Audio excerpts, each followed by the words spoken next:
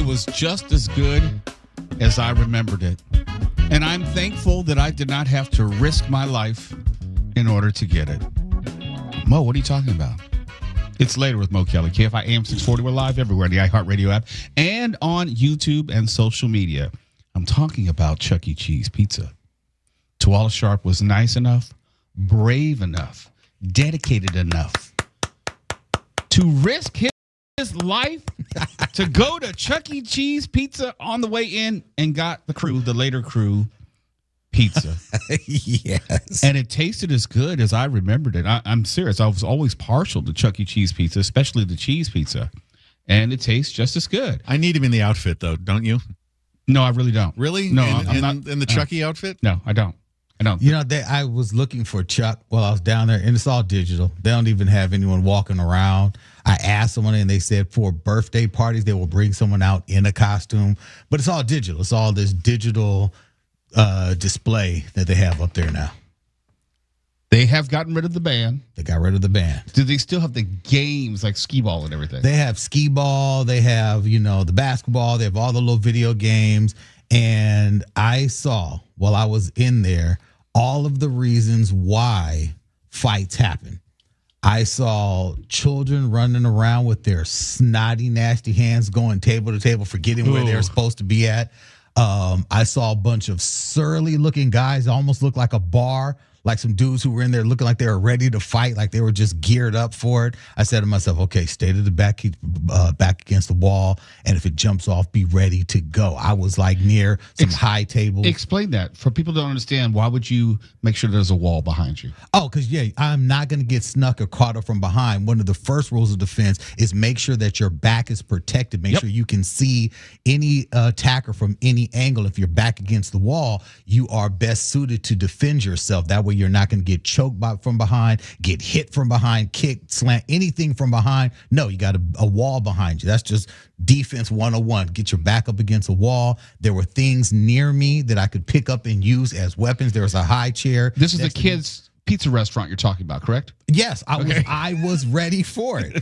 And I said to myself, I can see why it goes down here. But the thing that I saw that was the most awesome, amazingly gross thing that I ever thought I would see. Wait. You're just now telling us this after I had After you had the pizza, okay? Because, and I want y'all to eat the pizza first. I want to make sure you had pizza first. There was a young lady, nice young lady. She was refilling the Chuck E. Cheese buffet bar, okay? She went to the back and got some, I guess it's like a red-colored ambrosia. I don't know if it's strawberry ambrosia. I don't know what. But it's ambrosia, first of all. That's kind of like, at Chuck E. Cheese? At Chuck E. Cheese, yes. Like they have it in a little tray. Okay. I saw she had a bucket, like a little container. She popped the top. And for a second, I said to myself, is she using a scooper to fill that? And I said, damn it, no, that's her hand. She had on a white plastic glove, and she's digging her hand. She at least had a glove on. She had a glove on, but she's digging her hand into this. But no actual scoop, ladle, or anything. No, nothing. No cup, no ladle, no nothing. And she's filling up this ambrosia, and I'm like, "Are you serious right now?" And I guess this is just the way it goes, because everyone in the front is like, "We're just like, yeah, I guess this is what we do." I took a picture so I could get a picture of her hand, because I was like, "Film this! What are you doing?" Till I stopped laughing and looking in disgust. So I just had just enough time to get her hand covered in ambrosia. Can you make sure that Daniel has it so we can put that on the YouTube? I'm going to get this picture to Daniel. As I was leaving, someone was parked in a handicap spot, but they decided to park their van across like 2 spaces. And I said, "See, you're coming here to start a fight. You're obviously here to start a fight." Oh, it was hilarious at Chuck E. Cheese. Mark, did you get any of the pizza yet? It's the first time I've had it, and it's good. Yeah, first time? I've never had any problem with the food. First time First ever. time, wow. Yeah. I don't think I've been inside a Chuck E. Cheese since, I think briefly in high school, I had a girlfriend who worked at one, and I just went in to mock her. They do have that was it. They do have them in the state of Washington? Oh, yeah. Okay. I don't know. Okay. No, So this is did you great. get some yet? You're a lifesaver. This is, you've brought us life-giving pizza on a Friday. Hey, look, man, pizza on a Friday always wins. Yay. Always. But it was at Chuck E. Cheese. I was looking for the fight. I was so ready. Well, maybe it's just a little bit later. They sell alcohol there, right? And it goes till 10. Yeah. So Which it I might said be to like myself, what kid is It's there early. at 10 o'clock? It's early. Did you see any adults there hanging out by themselves? No. Every adult there, I guess, had a kid. There's a bunch of guys there. Bunch of guys, bunch of strollers with no kids, and a bunch of kids who looked as if they need their Pampers changed. Bunch of full Pampers walking around that spot. Bunch of full Pampers. And a bunch of kids. Wait. Just kids and Pampers, no shorts or anything? Just no. Just Pampers busting up. Okay. You can tell as a parent, you know when a Pampers. I know what you mean. Yeah. So you're just like, somebody change this kid's Pampers. No, because I'm thinking like, wait a minute, they're walking around just in underwear. That's a health code violation. Oh, no. But I would say just that alone, just that full looking pamper, and you got a ball pit over there, just for God's sake. But I saw this one kid walking by and he was constantly rubbing his nose on his hand, and then he was going to machines, didn't have a token to save his life, but just going to machines, slapping, just touching everything. Just touching stuff. And I said to myself, ugh, Jesus, this is COVID waiting to happen. A lot of doorknob licking going on. A lot of it happening. Okay. A lot of kids hanging on machines, just, I'm like, this is filth city. And you didn't tell this to us until after we ate the pizza. Well, yeah, I know. Look, we don't know what's going on in the kitchen. That's why you bless your food before you eat it, because you got to hope that it does your body right. Stephanie, you got some of the food, right? I just got some right now. Yeah. Okay, we need to have a pact. We need to watch each other. The first one of us who turns, okay? Promise me you'll shoot me if I turn. All right? We all have to agree. The first one who turns. Fair enough. All right? Or goes into convulsions, like in the thing, just shoot him. That's the only way we can be sure that we can eradicate the contagion. By turn, do you mean possibly sprinting like Usain Bolt to the men's room? Maybe. Okay. Maybe. It could happen. Yeah. Okay. That could be the first sign. It could happen. I don't know what they do in the back. If there's a young lady filling up a damn trough of ambrosia with gloved hands, we don't know what happens in the back. Yes, you do. You just don't want to think about it. Yes, you do. Yes. And speaking of nasty ass places to go, we're going to talk about LA County beaches when we come back. The warnings are in for the weekend. Don't worry about Miami. Don't worry about somewhere in Europe. You got to go to the Southern California beaches. I have never said that, and I never will say that, because they're some of the worst in the world. Now, they may be, I'll say, beautiful, if you're just standing there looking out over the water from a distance, but don't get too close to the water because you may catch something. LA County Department of Public Health, they've given us more advisories of places to not swim, not go in the water, do not surf, do not participate in any ocean activities whatsoever due to elevated bacteria levels. And when they say elevated, they don't tell you how elevated. They're just saying that it's higher than what is safe. It could be like 5 times. Like, think of it as like drunk driving. The limit is 0.08, but they're not going to tell you whether you're like 2.4 or 3.7. They're just saying it's elevated. It's not safe. Here are the warnings which are currently in effect. Mother's Beach in Marina Del Rey, the entire swim area. Don't even think about putting a toe in that water. The entire swim area. Ramirez Creek at Paradise Cove, 100 yards up and down the coast from the pier. Strand Street Extension in Santa Monica Beach. They're drinking out there right now. They're drinking. They have open container all through Santa Monica. 100 yards up and down the coast from Lifeguard Tower 24. Like anyone cares, as opposed to 23 or 25. Just stay out of the water. Topanga Canyon Beach in Malibu. 100 yards up and 100 yards down the coast from the lagoon. I don't know where the lagoon is. Does anyone know where the lagoon is? I don't know. I think I've seen that lagoon. Marie Canyon Storm Drain at Puerco Beach. Say it with me. 100 yards up, 100 yards down the coast from the public access steps. Santa Monica Pier. Santa Monica is just doing great. 100 yards up and down the coast from the pier. And there's Castle Rock Storm Drain at Topanga County Beach. And I think that we get this one every single time we have one of these reports. Castle Rock Storm Drain. 100 yards up and 100 yards down the coast from the storm drain. And according to public health officials, These advisories were issued because recent testing showed bacteria levels exceeding state health standards. They don't tell you anything exact. They don't tell you if it's like was double, triple. It could be just slightly elevated above the state health standards, or it could be 10 times the amount. They don't want to tell you anything specific. But just in case you missed that list, you can always call 800-525-5662 or visit publichealth.lacounty.gov/beach. I said BEACH. I said beach. publichealth.lacounty.gov/beach. And this is something that I'm not going to worry about. I don't have to worry about elevated bacteria levels because I'm not going in the water. Something else that I don't have to worry about ever. Getting stung by a stingray. Why? Because I'm not going in the water. You may not know that. When she was on, said she got stung by a stingray. Yes. Just the thought, the possibility of being stung by a stingray. That's like a bee in the water. I don't want to get stung. If I'm in the water flopping around, I want to be able to enjoy myself. I don't want to have to do the sand shuffle on the bottom of the beach so I don't accidentally step on a stingray.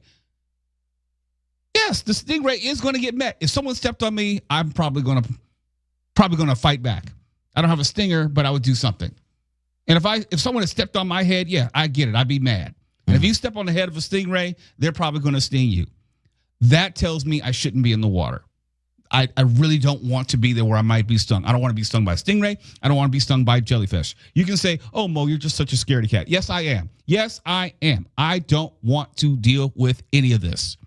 And as it turns out, be on alert because there's a sharp increase in stingray injuries, particularly, let's go to Orange County, Seal Beach. And according to Seal Beach Marine Safety Chief Joe Bailey, hey, Joe, lifeguards typically treat about one stingray sting per day. Per day. If you go to Seal Beach tomorrow, you might be that one. I don't know how people do it. Sometimes they get as many as 20 reported cases on a given day. 20 people could be stung tomorrow. For me, that's enough to keep me out of the water. But here's something else I did not know. Do you know how to treat a stingray injury? Is it like a bee where you have to kind of like carefully scrape out the stinger and then put cold on it? No, it's the exact opposite. You have to put scalding hot water or as hot water as you can find. Really? Yeah. Hot water. I did not know that. I thought it would have been cold, like a bee sting. Exact opposite. The water should be as hot as the individual can safely tolerate, and the wound should be monitored for signs of infection or complications. Lifeguards continue to urge the public to remain aware and take simple safety precautions to avoid painful encounters with stingrays. You know what the most simple and the most guaranteed safety precaution that you can take is to stay your ass out of the water. I am not going to get stung by a stingray this weekend. I can absolutely guarantee it. I cannot guarantee that I will not get stung by a bee. And that is really messing me up. When was the last time you went in the water, Twala? I've had to be when I was a kid. As an adult or someone who could like make my own decisions, no, never. The last time I've been in the water, I think it was 2018. Went on a cruise, U.S. Virgin Islands. Went out to like my chest. Beautiful water. It was Megan's Bay. You could see the bottom. And then I could see things swimming past me. And I was done. Wait, what?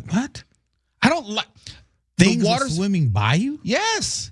Nah. Yes, because I'm a good, I want to say maybe 25, 30 feet out from the beach itself. It's not that far, but it wasn't like an immediate shelf that was going to drop off. So I was fine, and I know how to swim. I was fine coming up to my chest, and it was gorgeous blue water. It's something out of a catalog or a commercial. It's like ice blue colored. You can see everything, and then you realize that you're not the only thing living that's out there. And it started to freak me out. And I didn't see a stingray. Yes, I was shuffling my feet in the sand like they tell you how to do that. But then it's just got to be too much. It's too much. And Megan's Bay, where I was, is kind of like an alcove where you're not just straight ocean. It's kind of like a water cul-de-sac. That's the only way I can describe it.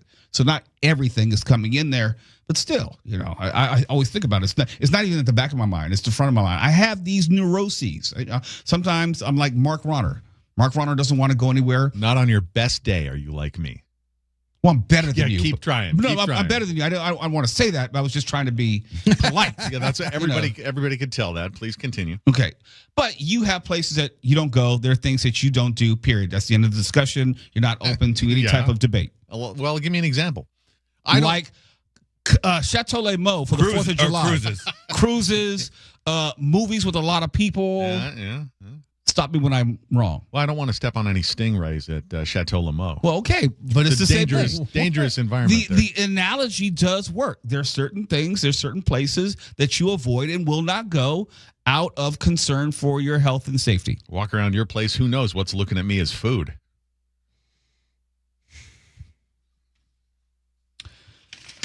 Oh, boy. Come on, Foosh, nothing? Steph, don't even dignify him with a response. I know. It's like, come on, Mark. What is it? You think we eat the... What is this? Food? Like Cincinnati, Ohio, we eat the pets? What are we talking about? Texas Chainsaw Massacre? Yeah. Don't try the chili. Avoid the chili. We're eating the cats? We're eating the dogs? Don't try the ribs. KFI AM 640. We're going to talk about housing in California and an actor who's doing his part to help change some things. Mark Rahner, I'm so disappointed in you. So disappointed. I was wrong.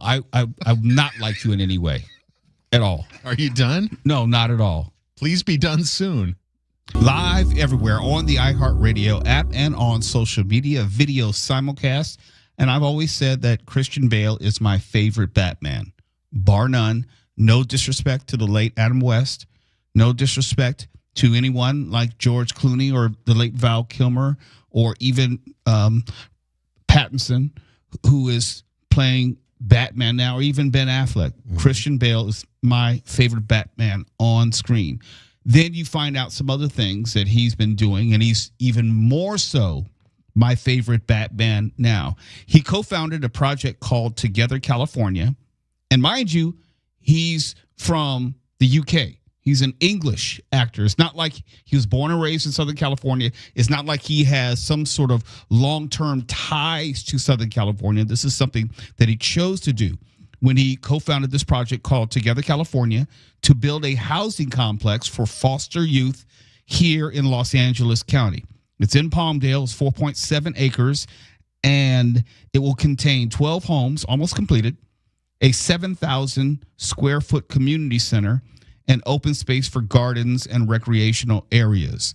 I don't know if I talked about this on the air, but my wife and I were looking for a new house. We're looking to buy in Palmdale, and went up there a few times. Palmdale is an undiscovered gem as far as I'm concerned. Really? It's getting to be more and more developed. There are portions of Palmdale which are underdeveloped, but you can get a reasonably priced home, 3 to 5 bedrooms, for under $700,000 in some quadrants of this. Wow. Yeah. It's Palmdale. It's a little bit of a drive. So if you can center your life out there or work remotely, by all means, Palmdale is a good place to be. But at this age, what do you need to go into LA proper for? Like, is there anything that you can't? Because I'm sure in Palmdale they have movie theaters. Yep. I already know that they have a 4DX and IMAX screen out there. What do you go into LA proper for? I mean, you're not going to like Charger games every week, so I would be going to Burbank. That's the only thing. That would be the only thing. I would be coming to the studio because they have not yet told me that I can use my home studio to broadcast every single day. Right. And outside of that, yes, we could have feasibly put our whole lives out there in Palmdale. And the only reason I'm mentioning that is, going back to the story, I can see why Palmdale was chosen. It's developed enough. It is, I'll say, suburban enough. And it's a great place to raise kids. And we're talking about foster children. As I said before, 12 homes, 7,000 square foot community center, an open space for gardens and recreational areas. And since Palmdale is still underdeveloped to a certain degree. When you have 7,000 square foot community center, they're obviously working with enough land that they can expand, because I know it's not going to be just 12 homes ultimately. You may not know this. They broke ground just last year, but they've been working on this since pre-pandemic. It's taken more than 7 years just to get to this point. Because obviously the pandemic got in the way and threw a lot of things off. But you didn't hear a lot about this. Yes, you might have seen a story here or there, but Christian Bale was not someone who seemingly was trying to talk this up. He wasn't someone who was trying to say, hey, I need a pat on the back for doing this. This is something that he felt personally connected to. His daughter was 3 years old, and at that time, he was beginning to wonder what happened to kids who didn't have parents to care for them. He did some research, as the story goes, on specifically the foster care system and how 75% of foster children are taken away from their siblings when they're put into foster care. And Bale said, we have to devise some way, at least on a small level, to keep families together, to keep siblings together. And this is his first step in that direction. They chose Palmdale back in 2022. They got some funding from both Palmdale and the LA County Board of Supervisors.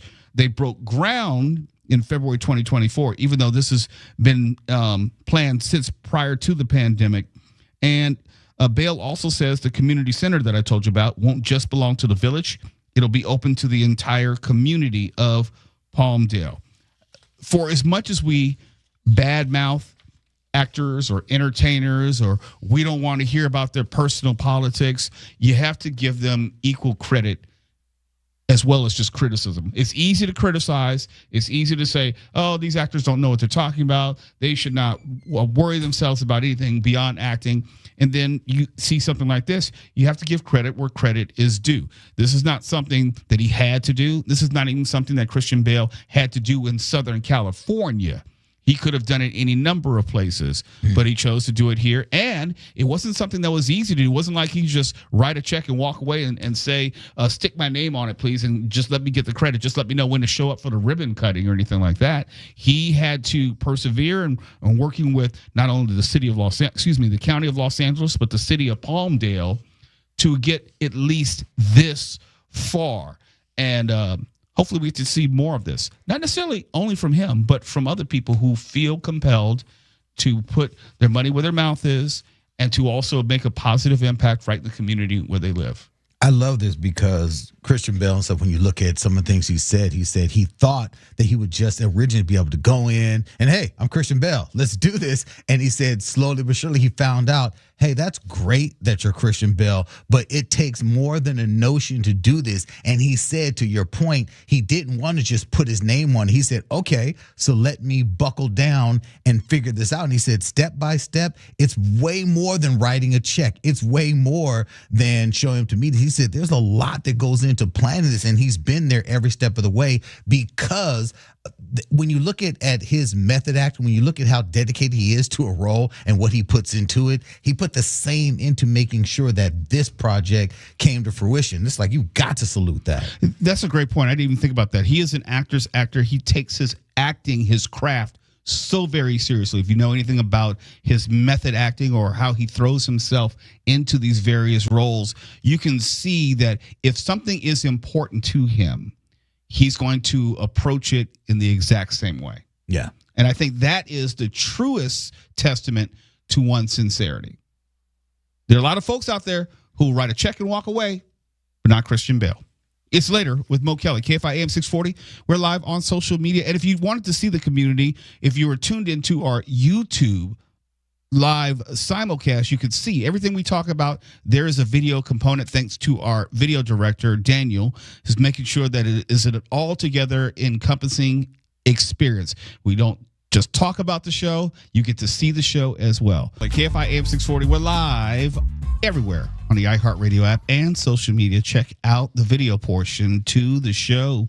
And you may remember about a year ago, there was this music festival at SoFi Stadium called the Hard Summer Music Festival. And it was so loud. You remember, Stephen, okay? Yep. You could hear it as far as like Manhattan Beach Gardena. 8 Manhattan different Beach cities. still blows my mind because that's not close. Not close at all. And police departments were getting 911 calls. I actually thought someone was having a house party in my neighborhood. It was so freaking loud. I could tell. It's like, oh, I know that song. Or I know that song. I didn't know that it was 3.7 miles away. I can only imagine how loud it was for people who lived closer than me to SoFi Stadium. And there are all sorts of complaints. There are all sorts of suggestions and questions about how could this happen? Why did they allow it to happen? It was over 2 days, and they still didn't rectify it. Well, the Hard Summer Music Festival returns to Inglewood this weekend. 2-day festival, Saturday and Sunday, at Hollywood Park, adjacent to SoFi Stadium. They'll have acts like Kate Tronada. Do you know what that is, Stefan? Is it Kate? I do. He's chilled. Okay. Kind of like Kygo. I'll take your word for it. Okay. What about Dom Dalla? I know him, but I don't know his music. Okay. I know who Busta Rhymes is. I know that. And Juvenile. I know who he is. Back that thing up. Yeah. And it runs from 2 to 10 p.m. I don't expect to be home much of Saturday, so I won't hear it. My wife and dogs, they'll probably hear it, but I don't think I'll be home. But Sunday, I'll probably be home most of the day, so that'll be the true test for me. And my neighborhood is relatively quiet, so if I'm hearing music, I know it's coming from outside my housing development, and I'm thinking like it's too damn loud. It's too damn loud. But I remember thinking this has to be somewhere close, right? Right? It's like a neighbor from down the street, right? Someone new who moved in, right? No, it was 3.7 miles away. I thought someone was having a barbecue, and I was like, oh, they're just going late. No one out there. No, right? You was like, where's this music coming from? I could have sworn it's like over there. Right? That's what I thought. Like on the next door. Yeah, I walked outside my house. I'm looking like to the right and to the left. I go into my backyard and looking around. It's like, well, it's not the usual suspects. There's a house which is cat-a-corner to my backyard, and you've been in my backyard, so you know there's a field behind it. And I'm thinking like, okay, it's the folks over there. Sometimes they play music. No, it wasn't them. And I thought maybe it was LA Southwest College, which is close to me. It's like, no, it's not LA Southwest College. And then I saw the news. It was SoFi Stadium. I said, that's impossible. They would be blowing out people's eardrums. The people who were closer. I know sound carries, but we're showing video of it right now on our YouTube channel. It was incredible how far the sound was traveling and the amount of speakers that they were using that were turned out into the community, not like inward on itself for the crowd right there. Where it should be. Where it should be. And it's like you always have someone who's on a motorcycle with the music too loud for everyone else to hear. You got to hear it. What they're not listening the fool to on the motorcycle, yeah. Okay? Or you have someone who's blasting the music in his lowered truck with the speakers in the back. It's dong, dong, dong. It's like, okay, you want me to hear your music, what you like, and how much money you spent on your sound system. It's not for you, it's for us. That's what I thought it was. I couldn't have been more wrong. It was almost 4 miles away. And I could sing along to all the songs that I knew, at least. I didn't know them all. It's like, I don't know that song. I don't know that song. Oh, I know that song. And I was like listening for like 10, 15 minutes. I'm playing on my computer, bobbing my head to music, thinking that, hey, okay, so-and-so's having a party. No, I was in disbelief. So they're saying, we'll find out whether it's true. Festival organizers and local officials said they figured out what caused the excessive noise last year. Oh, they had to conduct an investigation. They didn't know that if you just turned the ish down or turned the speakers in a different direction, this is not complicated, y'all. When the police come to your door and say, hey, the party's a little out of hand, do you mind turning it down? It's not there's nothing to figure out. You turn it down. You turn it down from volume 11 to 4 or something like that. But they say they know what the problem was last year, and it will be remedied ahead of time, as in now, because the festival is tomorrow. This is what they say was the issue. This is Inglewood Mayor James T. Butts. And I'm kind of fond of, so I'm not maybe making a whole lot of fun about him. I like what he's done in Inglewood with some reservations about other things, but it's like, come on, Mayor Butts. He said, quote, the speakers were pointed to the west, and they were elevated even off the plaza. And what did that do? It allowed the bass frequencies to escape into the atmosphere. Close quote. Come on, dude. It's just a volume thing. Yes, the speakers might have been turned in the wrong direction, but there's no way that just elevating them was going to make the sound transfer and travel 4+ miles. They were hearing it on the water at Manhattan Beach. And if you may not know all the geographical the designs of the area, but if you are in that area, there's a lot of real estate in between Inglewood and Manhattan Beach down on the water. A lot. You're passing over a lot of houses, 2 freeways, the 105 and the 405, just to get to Manhattan Beach. And then you've got another few miles before you even get to the water. And people were calling their local police departments, complaining, thinking like me, it was somewhere close when they should have been calling SoFi or Inglewood. There was nothing going on in Manhattan Beach. I know they had police calls to Gardena, Manhattan Beach, Inglewood, LA County Sheriff's Department, which is in my neighborhood, and also LAPD. I know that for a fact. How that festival managed to go 2 days with those noise complaints, I have no idea, but they say it's remedied. We'll find out. I doubt it. I'll give you a report. I'll probably go live from my backyard. We're live everywhere on the iHeartRadio app. Let me start right there. The iHeartRadio app, or KFI, that is what we call commercial media. If you were to watch a show like maybe Reading Rainbow, or maybe see a show like Sesame Street, Mr. Rogers, that's what they call public media. And I worked in public media for about 6 years on a radio show called The Tavis Smiley Show. It was distributed by Public Radio International, but it was a part of public media. Sometimes people don't know the difference between the different distinctions in public media. NPR is public radio, but it's not the only distributor of content. There's Public Radio International, there's PRX, there's NPR, but it's still about the public broadcast system. CPB, Corporation for Public Broadcasting, announced today that it would be winding down its operations, and that truly saddens me, because I'm a kid who grew up on Sesame Street, Mr. Rogers' Neighborhood. As I got a little older, I started watching Frontline, and I watched Nova, the science series. And maybe more recently, people may have found Finding Your Roots with Henry Louis Gates.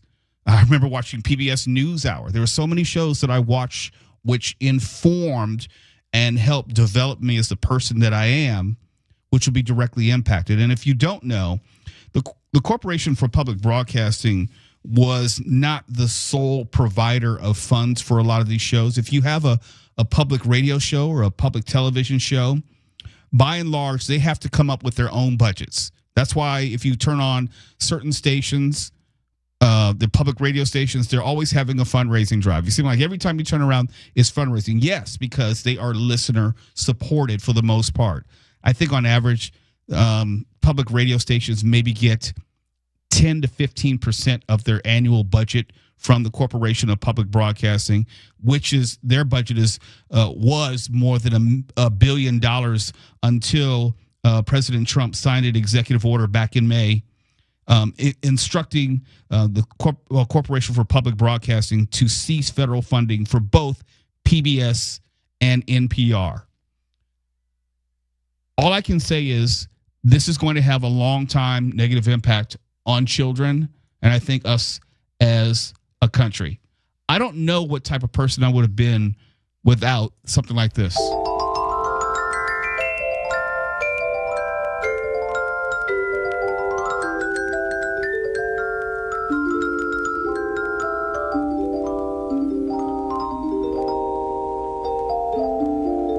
Brings back memories, doesn't it?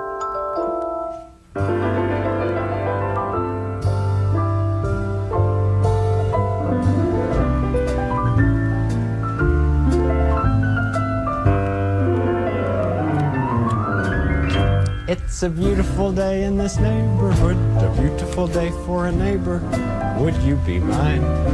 Could you be mine? It's a neighborly day in this beauty wood, a neighborly day for beauty. Would you be mine? Could you be mine? I have always wanted to have a neighbor just like you. I've always wanted to live in a neighborhood with you. So let's make the most of this beautiful day. Since we're together, we might as well say, would you be mine? Could you be mine? Won't you be my neighbor? Won't you please? Won't you please? Please won't you be my neighbor? Every day after school, neighbor? it was me and Mr. Rogers. I didn't even know how many life lessons I would be learning from Mr. Rogers. And it's different by generation. Maybe you're 15, 20, 40 years younger than me, and this made more of an impact on you.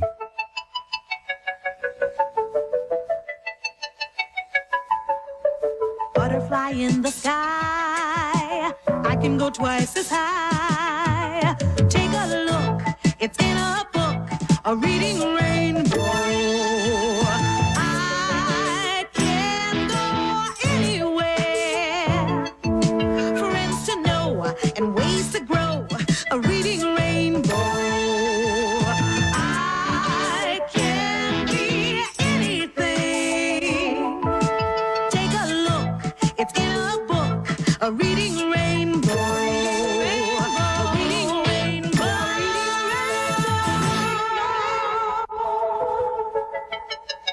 Or maybe you enjoyed a Ken Burns documentary. Any of them.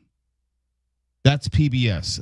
I know it varies by generation. Maybe people don't have the same memories as far as I did. They didn't maybe grow up on Sesame Street. I know I did. And I know that it was nice that some of the characters and people who were appearing looked like me, came from a city that looked like where I was coming from. That matters. It was really important in an educational sense. And unfortunately, we're at a point in this country where we no longer see value in that. I don't agree with it, but that's where we are, unfortunately.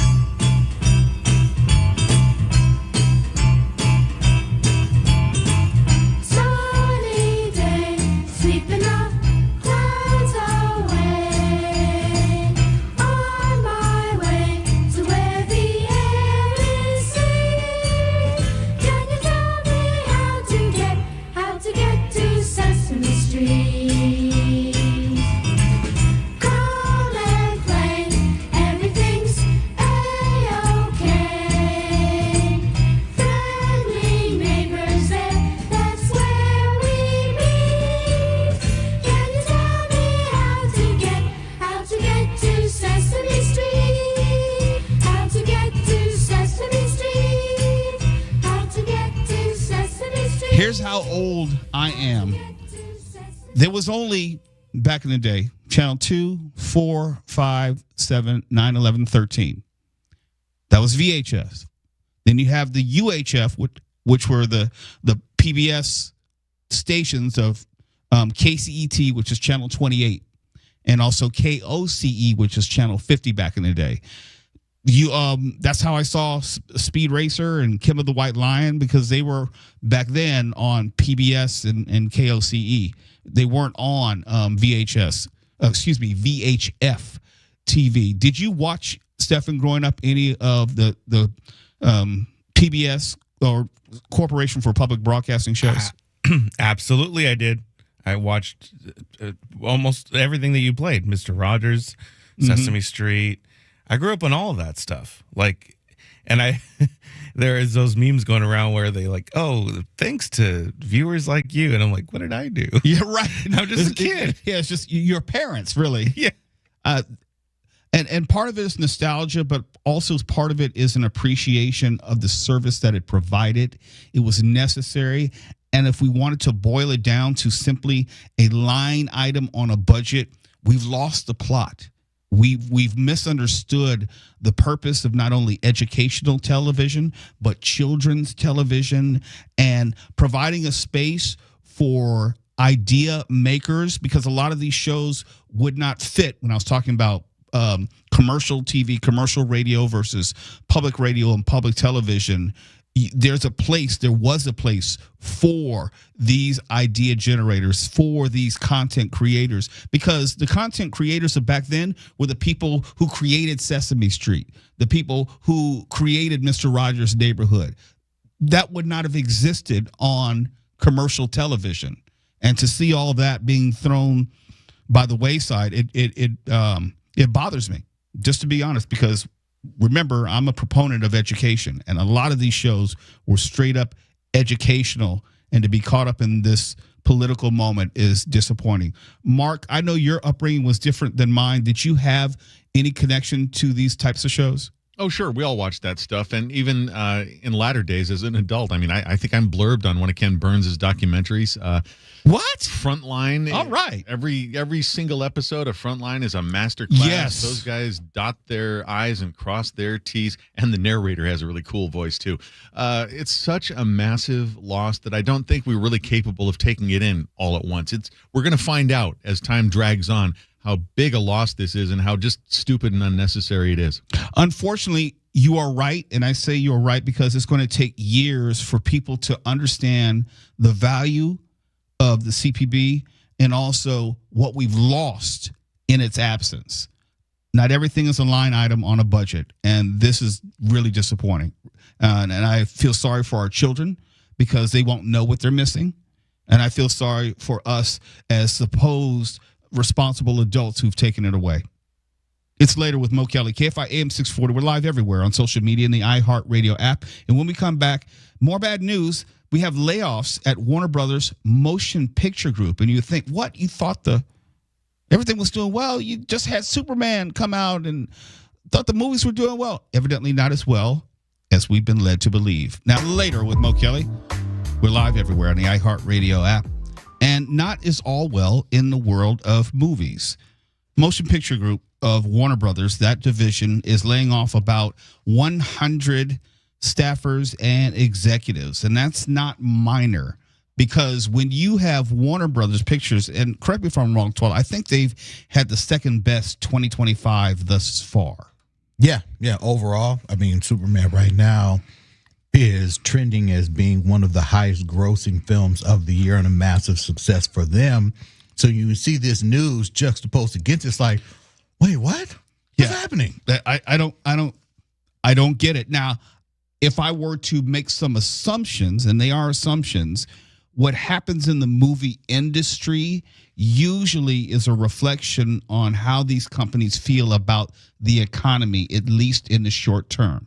Whether it's going to be more expensive making these movies or they're not going to perform as well. But usually there is a correlation, not necessarily causation, but a correlation where if they're not bullish on the economy, then they may start to contract. They may lay off people. They may pull movies from their production slate. That's usually what happens. But I don't know if all that is happening here. It just took me by surprise when they have about 1,000 employees worldwide. Now they're going to cut about 100 of them, some executives, some staffers. They're going to merge some departments, and it's strange. Some high-level executives. Yes. So this is just low-off. I mean, Jeff Goldstein, who is now being elevated to global president. That's after Andrew Cripps is exiting as president of international distribution. They were nice enough to send out an email to everyone. When I say nice enough, I mean that in the most sarcastic, condescending way. And this is how some of the email went. And I want you to imagine that you're one of the people who are laid off, or not even laid off. Maybe you made the cut and some of your fellow employees were laid off. Here's how it went. Quote, earlier this year, in collaboration with leaders across the film division, we undertook a thoughtful assessment of our current structure and began the work to transform our business as we transition from a U.S. home office / international model to a fully global structure. The exploration led to important conversations and insights to better understand how we reach audiences, what fundamental shifts should be implemented as teams work together across the world to collectively engage today's moviegoers, and what the division needs to be successful. There are a whole lot of paragraphs of BS as far as dancing around why they felt they need to just cut some of the bottom line and cut expenses. Just get to that. And they refuse to. But it goes on. In partnership with our P&C colleagues and with these new learnings, we spent a lot of time thinking about how we evolve our teams, as in other words, fire people, to ensure films made here at Warner Brothers continue to receive world-class release campaigns, and we engross audiences with the kind of memorable in-theater experience only the big screen can offer. They will not get to the freaking point. Goes on. Adapting how we work often calls for evolution, and the future of how we run this business has required us to make some very difficult decisions, including staffing adjustments that will impact members of the motion picture group. This week, your department leadership will share what these strategic changes mean for you and your teams. In the coming weeks and months, we will work with leaders around the world to shape and implement this global operating model in a way that reflects local needs and realities. Close quote. Okay. I'm going to be very, very clear. I know what you're going to say. Very, very clear. If you have about 1,000 people, which you are now cutting 100 out, so you can take your national distribution platform in your company global, and you say you have new learnings, new methodologies, new ways you're going to go about doing it, that translates to means AI.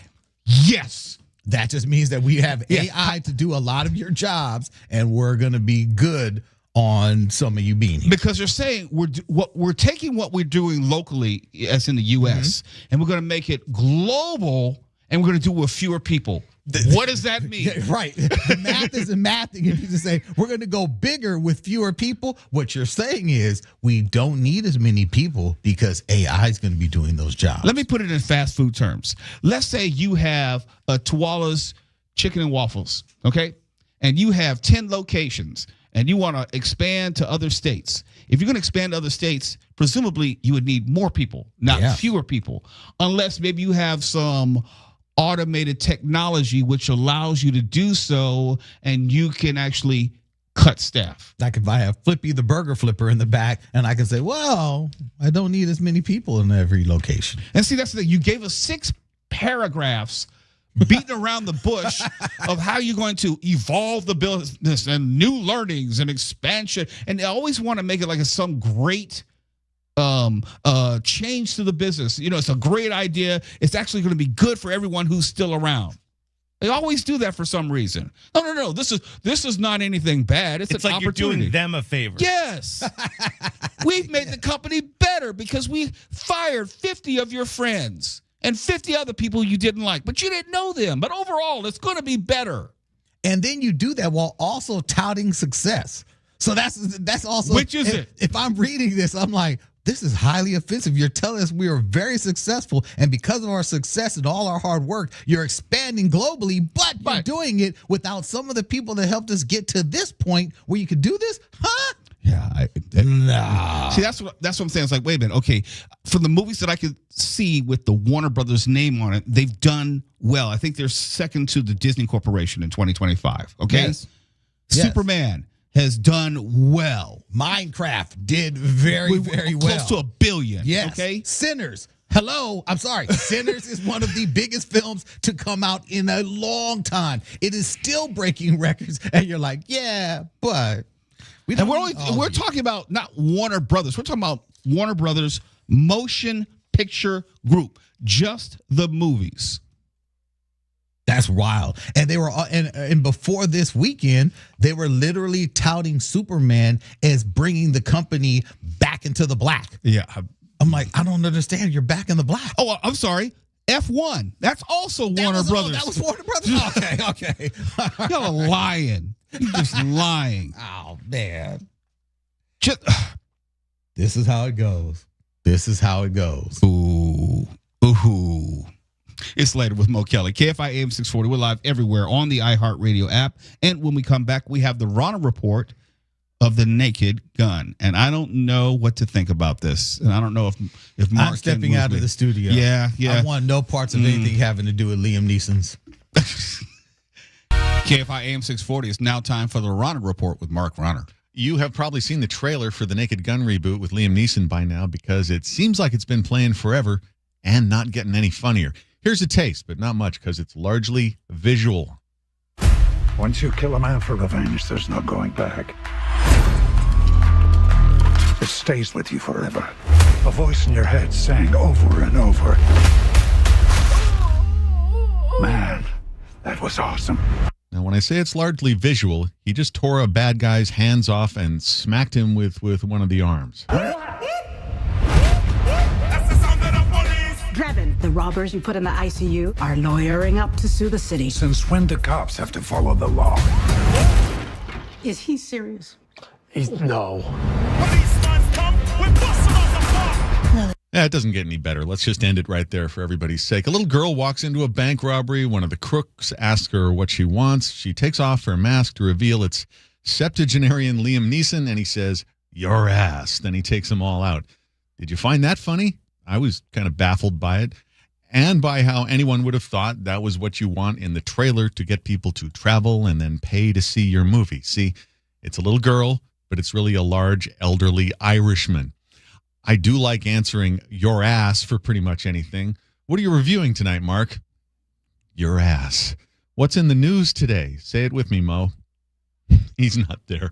I even think the construction of your ass, speaking of Mo, your ass is doing X or Y is funny when Mo says it. Your ass is going to a bad movie. So let's get caught up.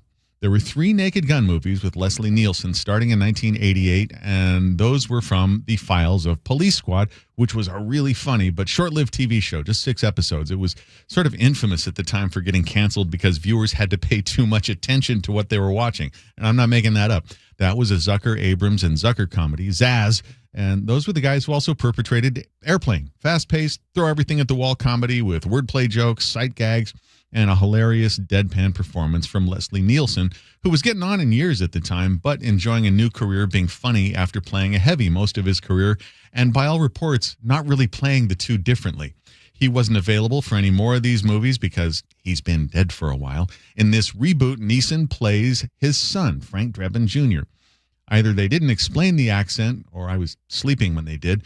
Pamela Anderson is the femme fatale love interest, and Danny Houston, who I guess needs work just like the rest of us, is the tech billionaire bad guy. Does the plot matter? Not really. Houston has developed a new fleet of electric driverless cars, which probably still don't get recalled as often as Teslas. I wanted to walk out of this thing 10 minutes in, and I was in the mood for a comedy. I watched Happy Gilmore 2 last weekend and thought, no classic, but a few silly laughs, some people I like, fairly good-hearted story. The news business is stressful. I've been desperate for laughs.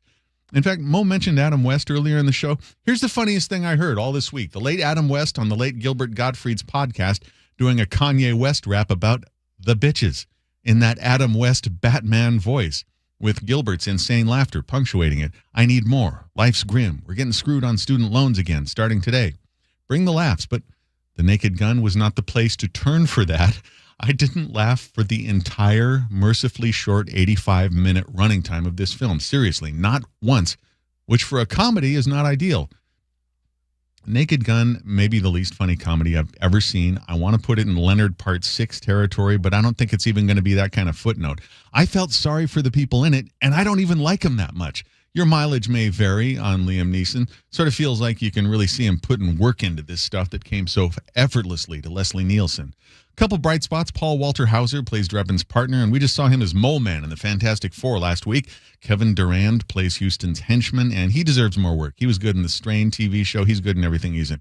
Here's a little taste for you. Pam Anderson comes into Neeson's police squad office, and he says, "Take a chair." She says, "No thanks, I've got plenty of chairs at home."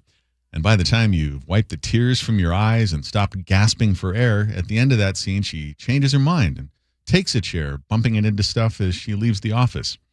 I could describe more from the movie, but what have you ever done to me?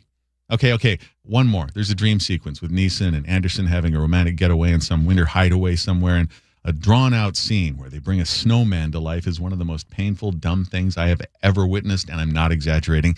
It made me long for the dream sequence in Dumb and Dumber where Jim Carrey lights his own fart. Now, that's funny. I'll tell you that I've always thought Benny Hill was funny, and I would have killed for so much as a fast-motion chase with yakety sax playing. This Naked Gun wasn't even that funny. By the way, I'm also a big fan of driving jokes into the ground. In the Police Squad show, the gag of Drevin driving into garbage cans every single time he parks gets funnier every single time he does it. In the old Get Smart show, the cones of silence are funnier every single time they're used. And in this Naked Gun, there's a running gag of people handing Drevin a cup of coffee constantly wherever he is. And I honestly don't know how you can screw something like that up so that I'm just sitting there in the audience like I'm being asked to review Ring camera footage or something. I'm calling in a code brown on this one. We're talking golden raspberry territory here. It really is that bad. Zaz were not involved in this abomination. They got no responsibility. Maybe they could have explained the difference between silly and stupid to this crew. The responsible party is Akiva Schaffer, who directed and co-wrote the movie. He worked on Saturday Night Live, and his other work includes Pop Star, Never Stop, Never Stopping. Is he funny somehow with something else? I'll never find out now. It's been reported that 73-year-old Neeson and 58-year-old Anderson are dating. Yeah, okay. The age difference is still kind of gross, but at least someone got something out of this movie. You might recall that O.J. Simpson was in the original Naked Gun movies. I would say this reboot is more in line with O.J.'s later non-film work, if you're picking up what I'm laying down here. Mo, that's your Rahner Report. Look, when you said Leonard Part 6, that's all I needed to hear. I got out of here at the usual late hour last night. I was starved for comedy. This thing it's just an abomination. It didn't need to be remade. It was already a cult classic. You know how I feel about cult classics. You were not going to be able to. I haven't seen the movie. I don't have any desire to see the movie. You weren't going to be able to recreate the comedic timing of a Leslie Nielsen. I don't know. I don't think it's impossible, but whoever these guys are, they just could not get a handle on it. I mean, it's really one of the dumbest things I've seen in my adult life. Like, not funny dumb. I think Beavis and Butthead is funny, okay? This is just dumb. I just think it's too lazy when you take a classic title, a classic property, and then try to shoehorn people into it just for a different generation. Just because they didn't grow up with Leslie Nielsen. Well, you're touching on a really important point. The Naked Gun was a spoof of a really popular TV genre at the time, which was these hard-boiled, yes, fundamentally silly, though, cop shows. And those aren't so popular anymore. We don't have a lot of that. So this is a spoof of a spoof that's, 40 years out of date. That's a great point because certain movies are made for a certain time. We talked about this with Roadhouse. Roadhouse only made sense in 1989. Not 2025. You can't go around beating up people and there be no consequences. That could be in 1989, not 2025. And, same is true a lot of movies in the 80s and 90s. They were for a time and an America which no longer exists. This is the kind of movie that forces you to evaluate like what everybody thinks is funny and why, and whether it's just a Rorschach and everything strikes everybody differently. I mean, I mentioned all the old stuff to you. I was game if it was kind of old school and based on obscure references. I talked about Get Smart in my review. But this is so astonishingly just flat out dumb. I really am curious. I read a bit last night after I got home about the making of it, and apparently it's gone through several iterations. Ed Helm was meant to star in it at one point, Ed Helms, and it's been in the works so long. Leslie Nielsen was even meant to star in it back while he was still alive. And so a lot of the times things with such a long gestation period do wind up becoming disasters because just too many hands on them along the way. And I can say that maybe I'm the one who's old and out of touch and maybe not in understanding what humor is for the movie-going audience in 2025. I will put that out there. I'll concede that that's a possibility. But I'm probably not wrong. No one was clamoring to do this. No one was clamoring, I think, to step on the legacy of Leslie Nielsen. If it had been good, I'd be down with it, but it's just so awful that it's astonishing to me that it even got made. And when I suggest that you can find something better to do than go watch this movie, what I mean is anything. Anything you do will be more funny. Even like going to break? Let's try. It's later with Mo Kelly. KFI AM640. We're live everywhere in the iHeartRadio app. When we come back, we're going to get you in the queue for Name That Movie Cult Classic, because, yes, we are playing tonight, and we're playing for fun. Open up the phones right now for Name That Movie Cult Classic. We're just playing for fun, and my fun is going to be whether I can stump Mark Rahner. There's some good ones in here that I think he should know, but may not know. You do it every now and then. Yeah, well, I want to get like 4 or 5 you don't know that you should know. I'm not trying to be super obscure, 1963 art house film. I'm not trying to do that to you. Well, that kind of stuff I might know. Okay. It's your kind of like 80s and 90s things that I was doing something else at the time selections that stumped me. That's good, because most of the movies are 80s and 90s tonight. Yeah. Open the phones right now, 800-520-1KFI, 800-520-1534. And, Stefan, I need you to ask Tuwala, who's right there next to you, who are we allowing to play tonight? Sounds like everyone's allowed to play tonight. Doesn't matter. The phones are truly open. Wide open. Mr. C. Blocker is going to let everybody through. Mr. C. Blocker. He's going to allow everyone to play. 800-520-1KFI. 800-520-1534. If you'd like to play Name That Movie Cult Classic, we do not have a theme tonight. We're just playing for fun. We want some true cinephiles. If you think you know movies really, really well and less inclined to rely on Google, give us a call at 800-520-1KFI, 800-520-1534. We're playing for fun. Tuwala Sharp has opened the floodgates. He's allowing anyone and everyone through, or at least that's what he says. Now, he may change his mind if he hears your voice, but that's between you and him. Maybe you have an issue with him or he has an issue with you. So, I can't make any promises. He's his own man. 800-520-1KFI, 800-520-1534 for Name That Movie Cult Classic, the game where you get to choose your own adventure. We'll have 10 movie clips. You give us a number between 1 and 10, and we'll play the corresponding clip. And then you have about 30 seconds to guess it. If you need some help, you need some hints, we are here for you.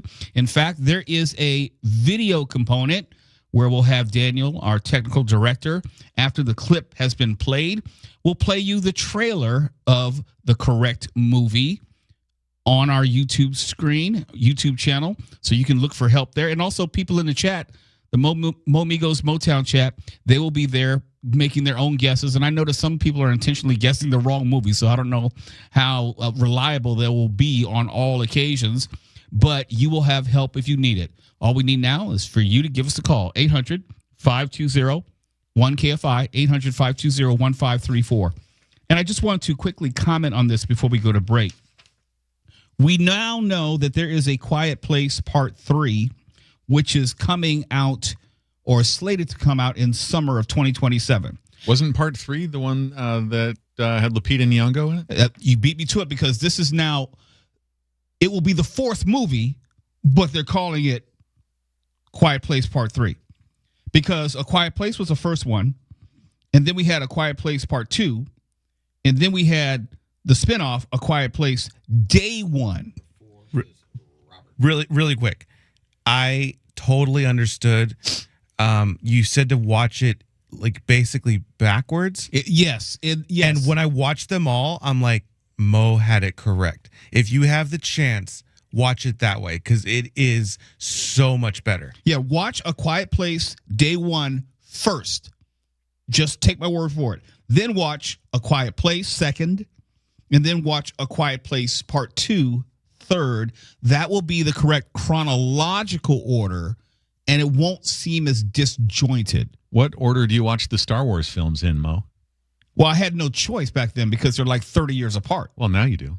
Oh, well, now I would watch them from the beginning in chronological order, no doubt. No doubt. Okay. It doesn't mean they're most enjoyable that way, but I mean, I I encountered them as they came out. Now, if I were to tell one of my blended sons to watch them, I would tell you start with the Phantom Menace, so you have them watching in the order in which they were released serves no purpose if you have no reference point. You would tell them, your kids, to watch The Phantom Menace first, and I would call Child Protective Services on your household. You know, you can do that. I mean, gosh, we're not even friends, so of course. But that wouldn't be the good recommendation. If you're going to best understand the story, we all know we had to kind of piece everything together when they were talking about the Force and Darth Vader and Obi-Wan and the Clone Wars. There was no reference point for that when we first saw A New Hope. They didn't have a plan. I know they didn't, but at the same time, if I were to recommend it to someone, always chronological order. And that goes back to A Quiet Place. You should see that in chronological order to best appreciate it. It's not wrong if you see it in the order that was released like I did, but I think it's a better experience if you see it in chronological order, because there's so many questions which are unanswered that it makes less sense in the way that the movies were produced, because you're dropped into the story in the first one. It's after, and this is not a real spoiler, it's after the alien invasion.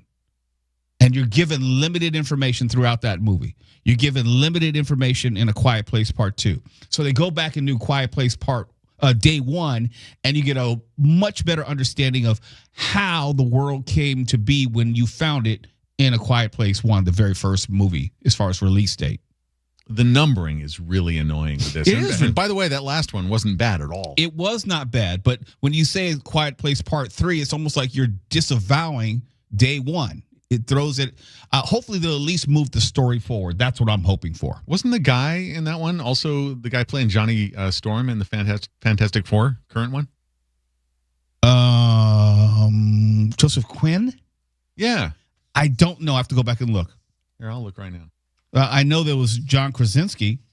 It's his movie, his baby, and he was Reed Richards. Oh, yeah, this is all very incestuous. It is. It is. Yep, that's him. Well, there you have it. Learn something new every day. It's Later with Mo Kelly. Your calls, our game, coming up next.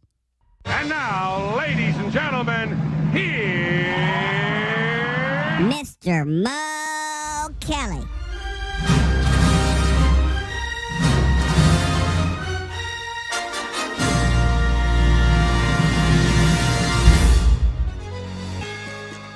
It is now time for the game where you choose your own cinematic adventure. There are 10 movie clips that we have assembled from various decades in American movie history, as we do each and every Friday night. And your job is to pick one and then name the movie from which it comes. Some days we play for prizes and some days we play for fun. After hearing the clip, you can ask for help from anyone in the studio or in your house. You can Google, you can text a friend, you can lie, cheat, steal. We don't care. But the answer is up to you. You'll have 30 seconds from the end of the clip and one hint from those of us in the studio to give the right answer.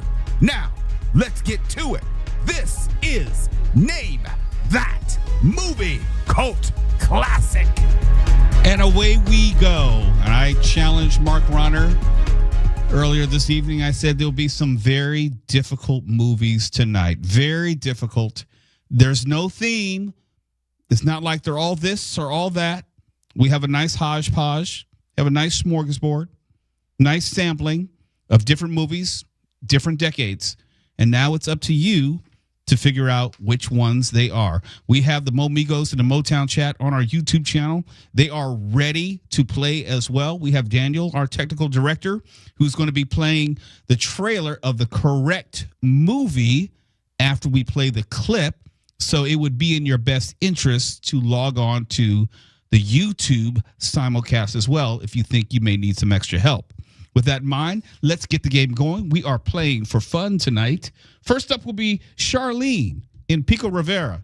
Charlene, how are you tonight? I'm doing just fine. How are you? I'm doing well. I'm so pleased that you've called in. This is your first time calling in, correct? Yes. So you know how we play the game? Yes, I sure do. All right. I'm just not sure how well I'm going to do because I was telling Tuala I'm hearing impaired, so I'm not sure how listening to it over the phone, how it's going to sound with my hearing aids. But I wanted to try it just to try it anyway, just for fun. That's all we're going to do. We're going to have fun, and you have a number of people here who are going to help you nonetheless. Since you're first, you can choose any number between 1 and 10. I've always had luck with number 7, so let's give that a try. All right, here is number 7. This beautiful American Truthway Bible with fine gilt edges and full-page color pictures can be yours for just $9.95. Now, wait a minute. Before you say anything, let me tell you something. This Bible has everything in it, from the creation of this beautiful world of ours to the fall of mankind. Look, Jonathan, just hang out a little longer, all right? I gotta find my boy. Christ knows what's going on out there. Look, man, you can't even see. I can see just fine. I don't want to pop you one, Joe, but you keep yabbing at me. I'm going. Duncan? Duncan, What's he doing? you really going after Dick, man? Yeah. Okay, how many fingers you see, huh? 8, 12? All right, so I got a little double vision, but it's clearing up, Bill. I gotta find my boy. I gotta. And anything can be going on out there. Christ's sakes. You leave without punching out, and you ain't never gonna have to punch out again, brother. Good. You leave me alone, you fat f***. Yo. Charlene, do you need a hint? Oh, good God, yes. I have no idea what that movie is at all. Okay, let me give you some hints. It's 1986. It's written and directed by Stephen King. And it stars Emilio Estevez. Let me give you something else. Here's the log line. A group of people try to survive when machines start to come alive and become homicidal. Oh, Emilio Estevez. Oh, is this the one with the trucks? Yes, yes. That, yes, now I know what you're talking about. I just can't think of the name, but I know exactly what you're talking about Here's a now. hint. Not minimum, but Maximum. Overdrive. yes! Charlene! Oh, my God. Yes! I can't believe I got it. Outstanding. And I was so afraid I was going to embarrass myself. No. You did not embarrass yourself in the least. Well done. Well done. Thank you so much. This was fun. I'm hoping that I will try this again next time. Please do call in again, Charlene. You're most welcome. Thank you guys so much. You have a wonderful weekend, Charlene. You too. You guys take care. Be well, everybody. Be well. Thank you. Let's go to Patty in West Covina. Let's get one more call in before we go to break. Patty, good evening. Good evening, Mr. Mo. You ready to do this? Yes. Have you played with us before? No, we haven't. Oh, who is helping you out? My mom. Hi, Mom. Hi. All right, so we have Patty and Mom. So this is what I want you to do. I need you to give me a number between 1 and 10 with the exception of number 7. We picked number 5. Here is number 5. Here we go. I was kept in the dark, as you were, for a very long time. Troubling things. Yeah. And now we have to sort them out. We have to figure out who is responsible for what and what to do about it. And we have to do this very delicately, otherwise people might get the wrong idea. We have to lie. Did I say that? No, you didn't. You're upset. I'm upset. Well, it's understandable. You mind if I give you a bit of advice? Of course, you know this because you're a smart guy. You should never make important decisions while you're upset. You did. And American soldiers and innocent civilians are dead because of it. I never ordered any... Don't even think about playing that game with me. I will not let you dishonor their memories by pretending you had nothing to do with it. How dare you come in here and lecture me? How dare you, sir? How dare you come into this office and bark at me like some little junkyard dog? I am the President of the United States. It gives me no pleasure to do it, sir. As acting Deputy Director of Intelligence, it is my duty to report this matter to the Senate Oversight Committee. Patty and Mom from West Covina, do you have any idea? My mom is saying clear and present danger. Your that mom correct? is right. Damn. That was amazing. Yes. Well done. Now, Patty, did you. your mom just know off the top, or did she have to look it up? From the dome. It was Google Machine. However you got it, it is okay with me because you didn't use any hints from us. You figured it out. Well done. Thank you so much. Thank you. Can you make sure to call us again in the future? We absolutely will. We love listening to you. Thank you so much. Hey, Stefan, make sure you put that in the promo. They've earned their way in. Yeah. Good night. Okay. Have a great weekend, ladies. Good night. Thank you so much. It's Later with Mo Kelly. More of your calls, more of the movies in just a moment. KFI AM 640 live everywhere in the iHeartRadio app. And we're still playing on YouTube. The Mo Migos, they are giving their guesses as well live as we play the game. Some of them are getting it right. Some of them are getting it wrong. But it's all fun. Later with Mo Kelly live everywhere in the iHeartRadio app. And I have to do this because it was requested by the Mo Migos in the Motown chat. Mark Rahner earlier in the show made reference in his movie review of The Naked Gun to Leonard Part 6. And if you don't remember how bad that movie was, here's the trailer, and there's nothing about this trailer which says good movie. Once upon a time, there was a man named Leonard Parker. He owned a very expensive restaurant, drove a very expensive car, and lived in a very expensive house. Then, in the middle of one very normal day, Leonard discovered that his wife was dating a man young enough to be his son. His daughter, the actress, was engaged to a man old enough to be his father. You're going to have a wedding, and then maybe a week later, I'm going to have to pay for a funeral. And on that very day, the president picked him. We need you, Leonard, to save the world again. But I have nothing to wear.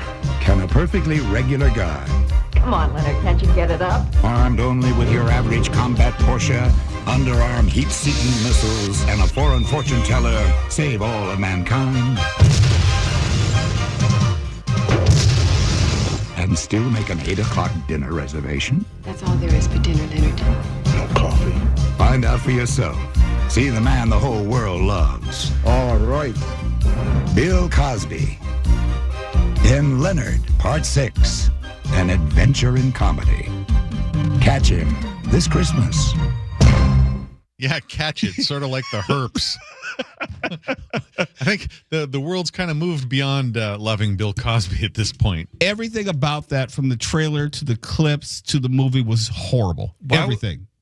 Was there 5 parts before? No, that's the whole point. No. That's what makes it worse. You're lucky there weren't. There was nothing good about that movie. There's nothing funny. I don't remember laughing at anything. Thanks for that. I haven't heard that since it came out, by the way. That's Wow. I think I had a little PTSD. A lot of folks in the Momigos Motown chat, they were saying like they didn't either see it or remember it. And Mark, you went deep. Talk about a deep cut. That Leonard Part 6 reference. Yeah. That trailer sounds like something like a college student would have done. Oh, it was amateurish. I don't understand how there's some people, as I digress, some people who don't transition well from either TV to movies or movies to TV. Bill Cosby, you can't argue his talent, but when he was the solo figure in a movie, I'm not talking about Uptown Saturday Night or the buddy cop buddy movies he did with Sidney Poitier or Hickey and Boggs. Terrific, right. Yeah. But when he was a solo act in the movies, it was just nothing ever funny, unfortunately. No, I went down kind of a rabbit hole last night. I think my mouth was still hanging open when I got home from that awful Naked Gun movie, and I was trying to think of the unfunniest comedies that I'd ever seen, and that one really stood out. Well, that just means that I'll never see Naked Gun. Thank you for that. No. Let's go to the phones. Suzanne in Granada Hills. Thank you for being patient. Good evening. Suzanne? I'm here. Okay. Hello. Hello, I'm Suzanne. here. How was your evening so far? It's been so fun listening to you guys I tonight. appreciate that. There is hope for me. There is hope. I may answer this question correctly, but let's do it. You can choose any number between 1 and 10 except 5 or 7. 5 or 7. 10. Here's number 10. People break down into two groups. When they experience something lucky, group number 1 sees it as more than luck, more than coincidence. They see it as a sign, evidence that there is someone up there watching out for them. Group number 2 sees it as just pure luck, a happy turn of chance. I'm sure the people in group number 2 are looking at those 14 lights in a very suspicious way. For them, this situation is a 50-50. Could be bad. Could be good. But deep down, they feel that whatever happens, they're on their own. And that fills them with fear. Yeah, there are those people. But there's a whole lot of people in the group number 1. And they see those 14 lights. They're looking at a miracle. Suzanne, Granada Hills. Yeah. Did anything about that movie clip sound familiar? It's definitely Russell Crowe. Definitely not, but keep going. Okay, well, definitely not. Just checking, just making sure you're paying attention here. Suzanne's got jokes. Suzanne's on it. Let me give you a hint as to whom it is. Different Australian. Correct. Somebody it sounds like Russell Crowe. Same right? country, though. Same kind. Australian, Aussie. Okay. Here's a hint. Max. Matt. Oh, Mel. Correct. Gibson. Okay. Mel Gibson is the star of this movie.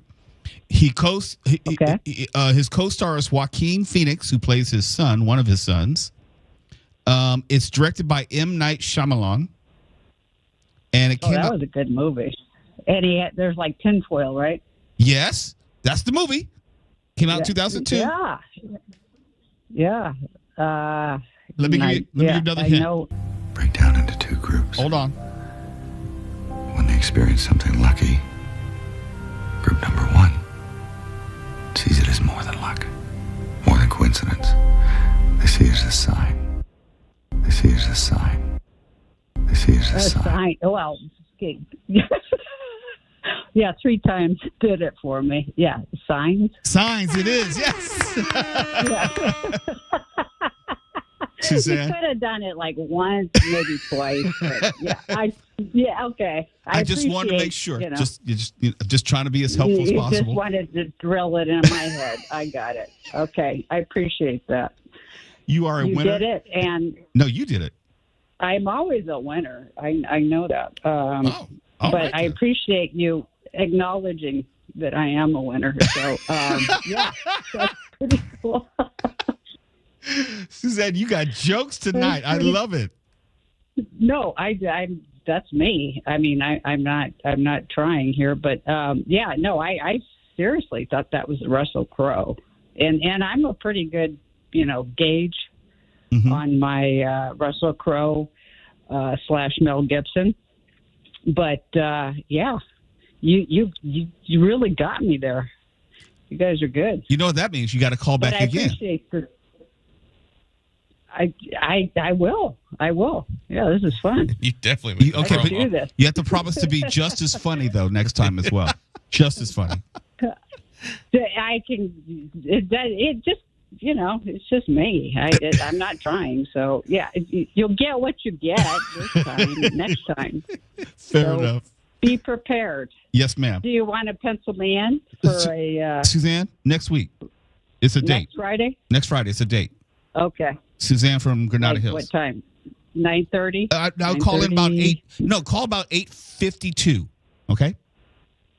8:52. Yep. That's okay. That's when we open the phones. And who answered there? That's Tuwala. Who answered that? That was Tuwala. Yes. Okay, nice. Very nice. Yeah, I enjoyed talking to him. That kept me going for 40 minutes. So he very promising. Just his I voice. appreciate. All right, I'll let him know. Yes, exactly. Yeah. I gotta go, Suzanne. Just the voice. No, he's reassuring, Uh-huh. Oh, we know that. you as a person. Yes, we got it, Suzanne. We I don't know. No judgment. No judgment. He validated me, so I didn't hang up. I felt his presence. Ooh. So yeah, That's what you felt. Okay. yeah, All right. I presence. did feel his presence. That's what they call Yes. it now. His presence. Yeah. Okay. Have you felt Tuala's presence? No, I have not felt his presence. Oh, I think you have. I Suzanne? think you have. It's time for me to go because you're gonna get me in trouble. I know. No, you can't be that close and not feel the presence. Oh. KFI AM 640. This is later with Mo Kelly. Oh, no, we got plenty of Suzanne, time. We got plenty of time. You want to toss us to Am break? Can you say it now to the KFI 24-hour newsroom and Mark Runner? Well, Mark's nice too. That's good enough for me. Bye, Suzanne. KFI, it's later with Mo Kelly. We're live everywhere on the iHeartRadio app. We're live on YouTube, live everywhere on social media. Let's get back to the game where you are the star. You choose the clip. We play the clip. You guess the movie. Everybody goes home happy, except for maybe Suzanne, who's probably still thinking about Tuala. She's probably, yeah. If you missed that, I don't know what to tell you. I don't know what Tuala said to Suzanne from Granada Hills when they first got on the phone, but she'll be calling back in next week to secure that presence. Yes, that she felt. Metaphor, euphemism, pseudonym. Let's go to Jeff in San Dimas. Jeff, good evening. How are you doing, sir? Good. Yourself? I'm doing well. Have you played the game before? No, it's my first time. Outstanding. That's the best. You're going to choose a number between 1 and 10 with the exception of 5, 7, or 10, which have already been chosen. Then we'll play a clip, and you'll try your best to guess the movie. If you can't, we'll help you out. Let's see. Hopefully it's an 80s or 90s movie, so let's go with number 8. Number 8. Here we go. Listen, in about an hour, you're going to be testifying in front of the subcommittee here, and I need a little favor. Just need you to do a little kind of a soft shoe, make them feel good about how their drug money is being spent. What if I don't feel good about it? Can I show you something?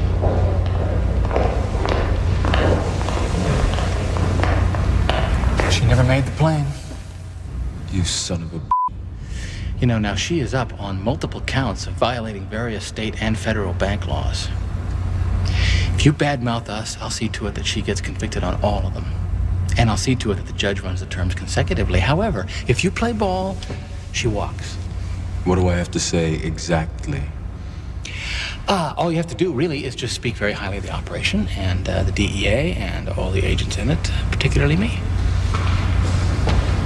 I want it in writing. I want it signed by you and the prosecutor, and my attorney approves every single word. Jeff? Yes? Do you have an idea, or do you need some hints? I'm either guessing a Charlie Sheen or a James Woods. Both of those guesses, though well-intentioned, would be incorrect. In that scene is predominantly Lawrence Fishburne, and he plays an undercover DEA agent. Oh, Deep Cover? Yes, that's it. Yes. The one with Jeff Goldblum, right? Yes. Is it Jeff Goldblum? Jeff Goldblum Okay. is, yes. You got it. My mother named me after Jeff Goldblum. Well, there you have it. How about that? That's serendipitous. All right. Now, I actually thought that this would be one of the movies that nobody would get unless you had seen it. Obviously, you've seen it. Most people they may recognize. I saw the they used to play it on KCAL 9 all the time growing up. It's one of those movies you have to see. I'll say the studio cinematic version. There's a lot of cussing, which I think helps the movie because it's an edgy movie. Lawrence Fishburne goes undercover, obviously deep cover. It's a pretty good movie, and it still holds up. I watched it again recently. Part of the reason why I chose it for this week. I'll probably get to watching it again. Jeff, you did fantastic, man. You got to call back again and play the game. Will do. Thank you. Have a great weekend. You too. Take care.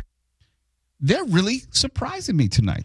I thought these would be almost impossible. These look pretty difficult. I'm pretty shocked at how quick they're getting them. Mark, how are you doing so far? The last caller guessed that one before I would have gotten it. Wow. I was circling in on deep cover just because I recognized the voice, but he was quicker than me. Okay. All right. That means I'm doing my job. I'm trying to, as best I can, make it impossible. Let's go to one more. Let's go to Brian in Brea. Brian, thank you so much for being patient. How are you this evening? I'm great, Mo. First time. First time. Okay. Long time. Outstanding. Is there anything that you don't understand about the game? No, I've been listening for a while. All right. Well, let me make it simple I'm for ready. you. You can choose 1 through 4, 6, 9. 1, 2, 3, 4, 6, or 9. 3.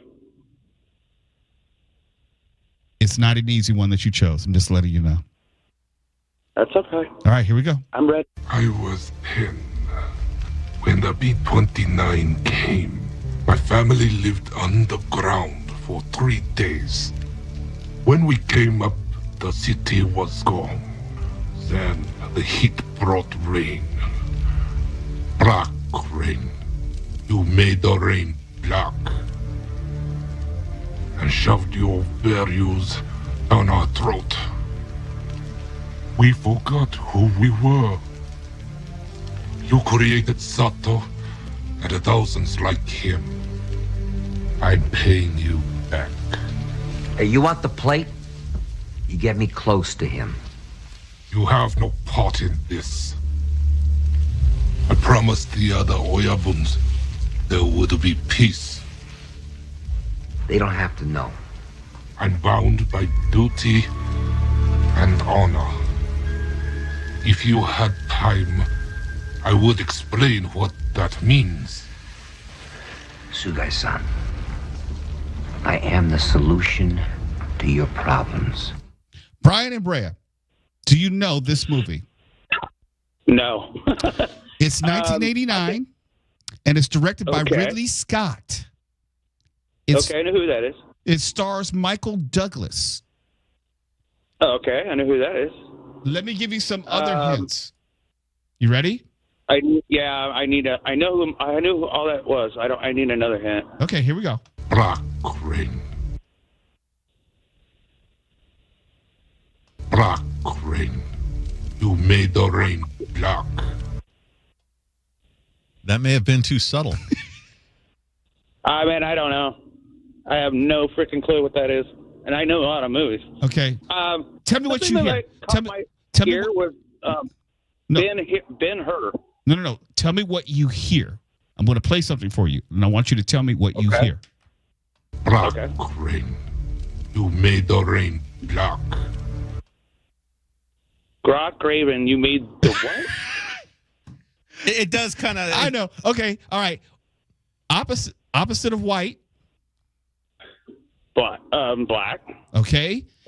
Precipitation. The opposite of. No. Just what? Just it's cloudy. It looks like it's going to rain. Put them together. Participate. Rainbow. No. Rain participation. I don't know. The opposite I'm of white. I'm not getting it, Mo. I'm sorry. No. Opposite of white. Black. That's your first word of the title of the movie. Oh, Black Rain. Yes. Black rain. I have never seen that movie before, ever. Mark, jump in, please. Well, it was a little work getting you over the finish line, but you got it, and it's worth seeing. Andy Garcia, I think, is the sidekick in that, right? Yes. Andy Garcia. Okay. Oh, now Yes. okay, that makes okay. That's bringing it together. I don't think I've heard of it, but I don't think I've ever actually seen it. You can't go wrong with Michael Douglas and a Ridley Scott. You cannot. Crime movie set in Japan. With Andy Garcia, too. It's a throw-in. You cannot go wrong. It's another movie which holds I'm going to up. watch it, Mo, and I'm going to call you back next week, just like that lady. She was a crack-up. Oh, she's hilarious. And she was not a plant. She's just hilarious, all on our own. Oh yeah, no, there's just some people like that. They're just really quick-witted, and it was really funny, actually. Hey, Brian, thank you for being such a great sport. We got to go to break, but we'll listen out for your call next week. All right, buddy. Have a good day, Mo. Have a great weekend.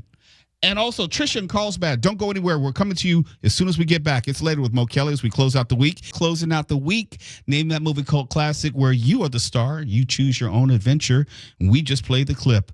Let's go to Trisha and Carlsbad. Trisha, good evening. Good evening, Mo. You ready to do this? Oh, it's going to be hard to follow everybody that's already been here, but I'm ready. You can choose number 1, 2, 4, 6. 4. Okay, here comes number 4. Wow, she's sure of it. You ready? Yes. All right, here we go. All right, knock this off. I have been having a very bad day. Just got out of jail this morning. Already I have been shot at. I was on the bus that flipped over 17 times. Tried to stab me in the bathroom, and somebody blew up my Porsche. I am in a bad damn mood. Now, I usually don't jump in when somebody's getting beat down, but this man, Jack Cates, is going to help me straighten out the rest of my day. Now, I suggest y'all back up and let us go about our business. Because you got a gun? No, because I have a gun and I'll pop a cap in your ass. I don't think you've got the guts to use it.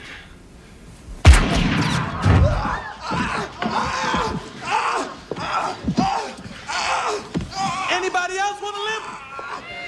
Trisha from Carlsbad. Do you Whoa. It sounds like Eddie Murphy. It is. One of the Beverly Hills Cops movies? It is not. It is the movie that put him on the map as a movie star.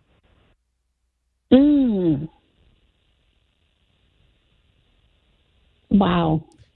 Co-star.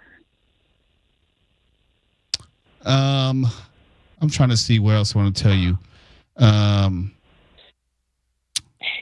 You can always go down that Walter Hill rabbit hole. I'm trying to think. There were golly. I don't want to give it away too easy. It was the very first movie for Eddie Murphy. Okay. Wow.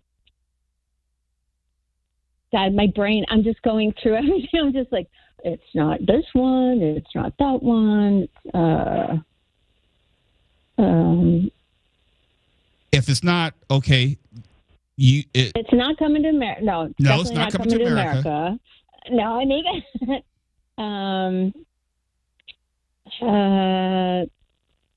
It's not. It was 1988. I'm trying to think. 80.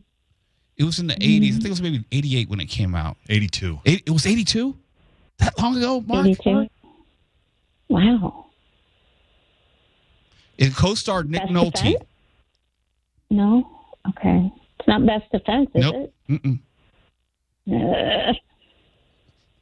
How about this? Yes. 24 hours. I need a hint, please. 24 hours. More than 24 hours. 24 hours? It's more than 24 hours. 26 hours. What? 26 hours. 28 hours. That was kind of vague. Yeah, 2 days. 2 days. 48 hours. Yes. Yes. 48 hours just from Carlsbad. You would eventually have gotten there. Guys. I love you guys so much. You have no idea. Well, we love you too. We appreciate you spending some time with us on a Friday. And if this was your first time calling in, please don't let it be your last. It was not my first time, and it will not be my last. I just love you guys so much, and I needed some good fun tonight. And I had it. So thank you so much. No, thank you, Trisha. We appreciate you. Thank you. I appreciate you. Have a great weekend. You too. Bye-bye. Bye. Bye, Mark. Bye, Twyla. Bye. Bye, everybody. Yeah, she felt guilty after she said bye, Mark. she pointedly said, "Bye, Mark." She said, "Oh, bye, Twala." I don't know what you're trying bye, to do. everybody. Stop trying to diminish it. I can't believe that you would do something like that. By the way, you want to go down a Walter Hill Sure, go ahead. Thing? I just watched Southern Comfort. It's the same director as 48 Hours. Holy crap, you got to see Southern Comfort. I hadn't seen it since it came out around 1980. It holds up so well. It's just a perfect, nasty little movie. Movies were much better made in the 80s and 90s. I'm sure of it. Because they relied less on CGI or gimmickry. Or sequels or remakes. Yep. You could just make kind of a mid-budget movie and have it be a one-shot and throw it out there.